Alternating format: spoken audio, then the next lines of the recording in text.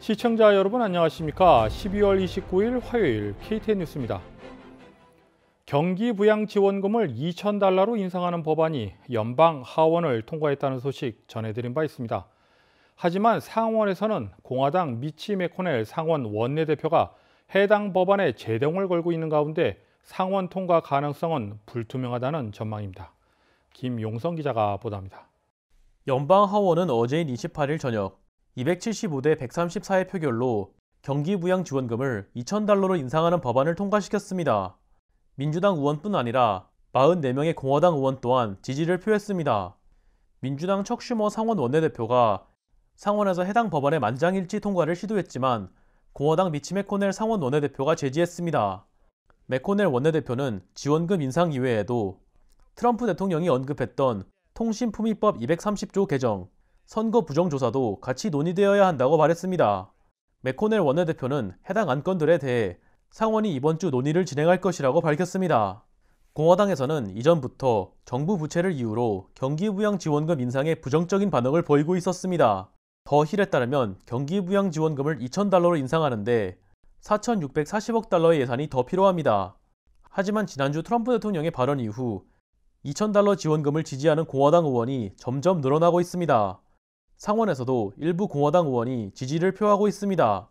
조지아주에서 결선을 진행 중인 켈리 레플러 의원과 데이비드 퍼디 의원도 지원금을 2,000달러로 인상하는 것을 지지한다고 밝혔습니다.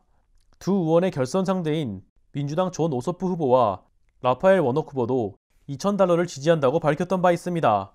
KTN 뉴스 김용성입니다. 리콜 러브 핸드릭스 귀네 카운티 의장 당선인 취임식이 어제인 28일 로렌스빌 귀네 카운티 행정법원 청사에서 열렸습니다. 귀네 카운티 최초로 흑인 여성이 의장에 취임하게 된 것입니다.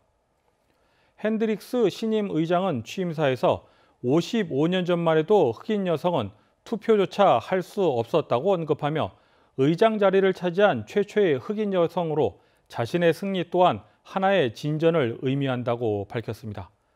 한편 2021년 첫 커미셔너 정기회의는 오는 1월 5일 열리며 2021년 예산안 채택에 대한 논의가 예정되어 있습니다.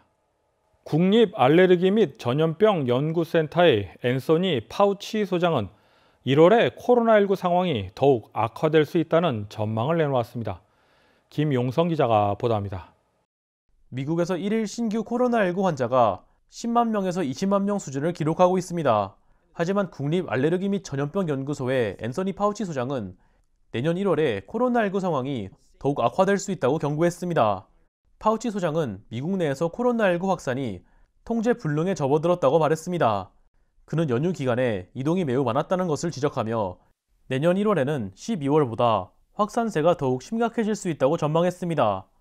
연방정부는 12월 안으로 2천만 명에게 백신을 접종하는 것이 목표라고 밝혔지만 목표 달성은 어려울 것으로 보입니다. 연방질병통제예방센터 CDC의 28일자 통계에 따르면 지금까지 미국에서 접종된 코로나19 백신은 212만 7,143회 투여분입니다. 목표치의 10% 수준입니다. 조지아 보건부의 통계에 따르면 조지아주에서는 44,469회 투여분이 접종되었습니다. 조 바이든 대통령 당선인도 오늘인 29일 미국의 코로나19 상황에 대해 발언했습니다. Turning this around is going to take time. We might not see improvement until we're well into March, as it will take time for our COVID response plan to begin to produce visible progress.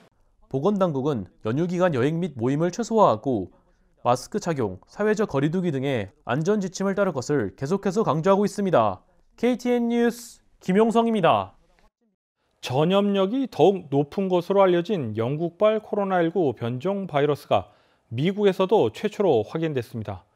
워싱턴 포스트에 따르면 콜로라도 보건당국은 여행 이력이 없는 20대 남성이 해당 변종에 감염된 것을 확인했다고 밝혔습니다. 해당 남성은 현재 격리 중이며 아직 근접 접촉자는 확인되지 않았습니다. 콜로라도 보건당국은 해당 환자의 접촉자를 주의 깊게 조사하고 있습니다. 아시아 문화를 지역사회에 알리고 교육하는 등 아시아 문화 역량을 강화시키기 위해 올해 설립된 비영리 재단 아시안 컬처럴 임파워먼트 약칭 에이스 재단이 지난 28일 제1회 시상식을 개최했습니다. 아시안 컬처럴 임파워먼트 약칭 에이스 재단은 초대 수상자로 한국문화원 고동균 팀장을 선정했다고 밝혔습니다. 에이스 재단의 최은숙 대표는 제1회 시상식에서 한국문화원의 고동균 팀장이 메트로 애틀란타 지역의 사물놀이를 비롯해 한국 문화를 알리는 데 노력한 바가 인정됐다고 수상자 선정 배경에 대해 소개했습니다. 최 대표는 시상식을 통해 고동균 팀장에게 상금 3,000달러를 전달했습니다. 고동균 팀장은 수상 소감에 대해 밝혔습니다. 네, 여태까지 해왔던 것처럼 부족하지만 저희 문화를 위해서 또 이제 아시안 커뮤니티가 또한 저희 이 미국 땅에서 저희가 문화를 사용해서 정말 같이 교류하고 또한 저희 2세분들 그리고 저와 같은 1.5세들이나 또한 다음 세대를 위해서 더 노력할 수 있는 작은 힘이나마 보태도록 하겠습니다. 감사합니다. 한편 에이스 재단 측은 올해 코로나19 팬데믹으로 인해 공연 문화 활동이 위축됐으나 내년에는 많은 활동을 기대한다고 전하며 아시아 문화 예술계 발전을 위해 행사도 준비 중에 있다고 전했습니다. KTN 뉴스 스티븐입니다. 다음은 코로나19 소식입니다. 귀네 카운티의 누적 확진 환자 수가 5만 명을 넘어섰습니다. 오늘의 코로나19 현황을 김용성 기자가 정리했습니다. 29일 오후 3시 30분 기준 미국 내 코로나19 누적 확진 환자는 1,988만 8,838명, 누적 사망자는 34만 5,390명입니다. 어제 하루 동안 신규 확진 환자는 18만 6,391명 늘었고 신규 사망자는 1,966명 증가했습니다. 주별 누적 확진 환자는 캘리포니아, 텍사스, 플로리다, 뉴욕, 일리노이 순으로 많습니다. 주별 누적 사망자는 뉴욕, 텍사스, 캘리포니아, 플로리다, 뉴저지 순으로 많습니다.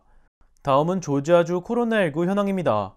주 보건당국의 오후 2시 50분 집계에 따르면 조지아주의 누적 확진 환자는 55만 2,712명, 누적 사망자는 9,759명으로 집계됐습니다. 신규 확진 환자는 5,931명 증가했고 신규 사망자는 41명 증가했습니다. 항원검사 양성 판정자는 누적 92,978명, 신규 3,777명입니다. 다음은 카운티별 집계입니다. 귀넷 카운티 누적 확진 환자 5만 63명, 누적 사망자는 556명입니다. 28일에서 29일 사이에 신규 확진 환자는 674명 늘었고 신규 사망자는 2명 늘었습니다. 풀턴 카운티 누적 확진 환자 49,907명, 누적 사망자는 732명입니다. 신규 확진 환자는 606명 늘었고 신규 사망자는 1명 늘었습니다. 캅 카운티 누적 확진 환자 35,761명, 누적 사망자는 547명입니다. 신규 확진 환자는 382명, 신규 사망자는 2명 늘었습니다. KTN 뉴스 김용성입니다.